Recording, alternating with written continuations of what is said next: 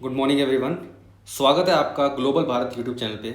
मैं हूं सागर स्वामी और आज के सारे जियो पॉलिटिकल अपडेट्स लेकर मैं आपके साथ हाजिर हूं।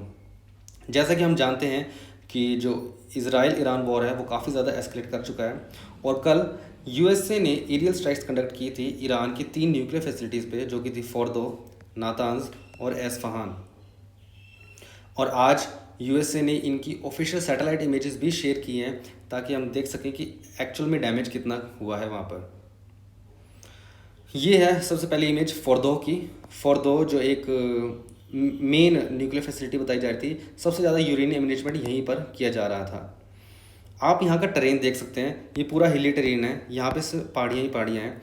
एंड जो न्यूक्लियर फैसिलिटी है वो बताया जा रहा था कि 80 to 90 मीटर्स अंडरग्राउंड है, तो जिसको किसी नॉर्मल एक्सप्लोसिव से न्यूट्रलाइज कर पाना पॉसिबल नहीं था। इसराइल पहले भी ट्राई कर चुका है लेकिन वो कुछ कर नहीं पा रहा था।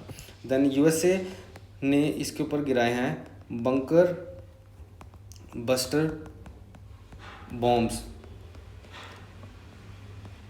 एंड एक बॉम्ब का वेट था मोर देन 13,000 किलोग्राम्स। सो अगर आपको थोड़ा रिलेटिव सोचना है तो आप सोच सकते हैं कि एक जो मेच्योर एलिफेंट होता है उसका वेट होता है 4 टन, दैट इज़ 4,000 किलोग्राम्स।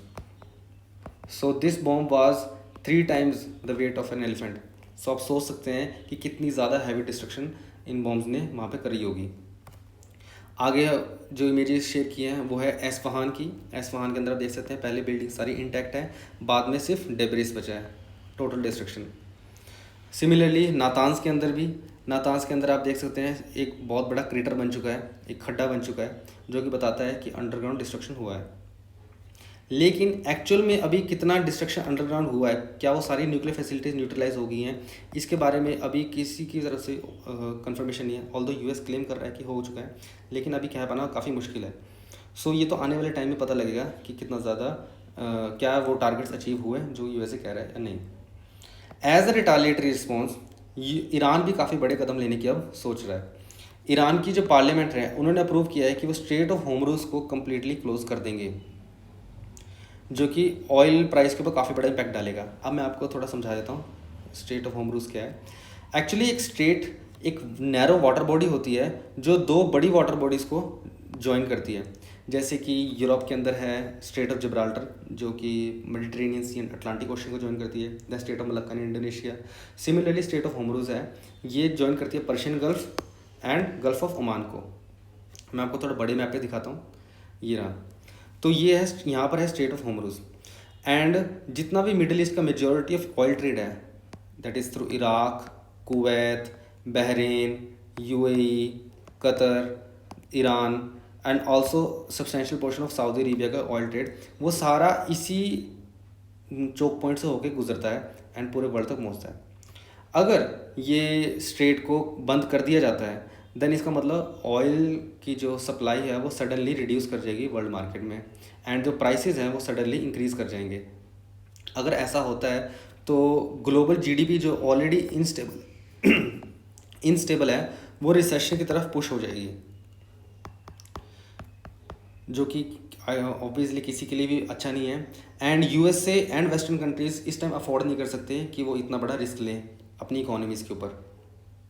अगर हम मैप से देखें तो यूएस फोर्सेस के ऑलरेडी काफ़ी सारे मिलिट्री बेसिस हैं मिडिल ईस्ट के अंदर। जैसे कि आप देख सकते हैं 3 बेसिस कुवैत में, 3 बहरीन में, देन कतर, देन यूएई में, इराक में, सीरिया में। तो अगर ईरान ऐसा कोई एक्शन लेता है तो यूएस से डायरेक्टली इस पर कोई रिटालिएटरी रिस्पॉन्स ज़रूर करेगा। आगे बढ़ते हैं। और जो कंसर्निंग चीज़ें सामने आ रही हैं वो है ईरान जो है वो पूरी तरह डिटर्मिंड है यूएसए से बदला लेने के लिए। ईरान के लीडर अल खमीनी ने भी कहा था कि यूएसए को इसकी काफ़ी बड़ी प्राइस चुकाना पड़ेगा इस एक्शन का। ईरान की पार्लियामेंट में भी उनकी डेथ टू अमेरिका जैसे स्लोगन्स और यूएस फ्लैग को जलाना, ये सब चीज़ चल रही है। उनकी मीडिया में भी काफ़ी ज़्यादा गुस्सा है। तो ईरान काफ़ी डिटर्मिंड है कि वो एक बड़ा एक्शन लेगा यूएस के अगेंस्ट। एंड इफ़ अगर ईरान ने यूएसए के अगेंस्ट कोई बड़ा एक्शन लिया then world war 3 will practically start. Let me explain you how. ये देखिए, ये जो आप मैप देख रहे हैं ग्रीन एंड ये जिस ब्लू कंट्रीज़ का, ये है NATO countries. NATO stands for North Atlantic Treaty Organization, जिसका अनऑफिशियल हेड है यूएसए। अब इस ट्रीटी के जो आर्टिकल 5 है, article 5 of the NATO says that violence against one ally will be treated as violence against every member. So if Iran USA के ऊपर attack करेगा, देन सभी नाटो मेंबर कंट्रीज ईरान के ऊपर अटैक करेंगे। इसका मतलब पूरा यूरोप, कनाडा, यूएसए सभी जो हैं वो ईरान के ऊपर अटैक करेंगे। और अगर ऐसा होता है then Russia and China will also definitely join. तो प्रैक्टिकली वर्ल्ड वॉर 3 होना लाजमी ही है अगर नाटो तक ये बात जाती है। तो आगे बढ़ते हैं हम। जो इंटरेस्टिंग खबर एक सामने आ रही है वो है पाकिस्तान से। पाकिस्तान जो कि डाई हार्ड सपोर्टर रहा है हमेशा से ईरान का, but suddenly under US pressure उसने अपना स्टांस चेंज कर लिया है। न्यूज़ आ रही है कि जो पाकिस्तानी एयर स्पेस था वो यूज़ किया गया था यूएस के द्वारा ईरान के ऊपर अटैक्स करने के लिए, जो कि ईरान के लिए काफ़ी बड़ा बैक स्टेप भी है, क्योंकि हमेशा से ईरान ने पाकिस्तान को ही सपोर्ट किया है किसी भी पॉलिटिकल, नेशनल, इंटरनेशनल इशू में। तो ईरान ने डेफिनेटली पाकिस्तान से एक्सपेक्ट नहीं किया होगा। ऑल्सो जो यूएसए एंड पाकिस्तान ने एक जॉइंट स्टेटमेंट इशू किया है जिसके अंदर वो कह रहे हैं कि अब Pakistan has no issue with Israel, और पाकिस्तान अब हर तरीके से यूएसए का ही साथ देगा इस मैटर के अंदर, जो कि that will be against Iran definitely. So Pakistan से तो ये कह सकते हैं हम एक्सपेक्टेड ही था, क्योंकि हमेशा से पाकिस्तान अमेरिकन पपेट की तरह काम करता आया है और हमेशा अमेरिकन प्रेशर के अंडर और उनके फेवरिज्म पाने के लिए वो उनके हिसाब से अपने डिसीजंस लेता है।